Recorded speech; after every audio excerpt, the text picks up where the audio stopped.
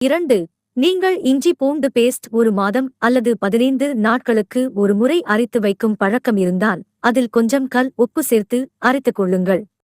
இதனால் கெட்டுப்போகாமல் நீண்ட நாட்கள் இருக்கும். குறிப்பு 3.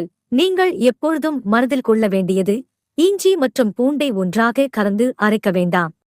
ஏனென்றால் சில காய்கறிகளுக்கு இஞ்சி அல்லது பூண்டு விழுது மட்டுமே தேவைப்படும். இஞ்சி மற்றும் பூண்டு பேஸ்ட் செய்ய நீங்கள் அளவை கவனித்துக் கொள்வது மிகவும் முக்கியம். பேஸ்டை எடுக்கும் போது 60% பூண்டு விழுது, 40% இஞ்சி விழுது எடுக்க வேண்டும். ஏனெனில் இஞ்சியின் சுவை மற்றும் காரம் அதிகமாக இருப்பதால் இஞ்சி பேஸ்ட் குறைவாக பயன்படுத்த வேண்டும். அதனால் நாம் செய்யும் உணவின் ருசியும் கூடும்.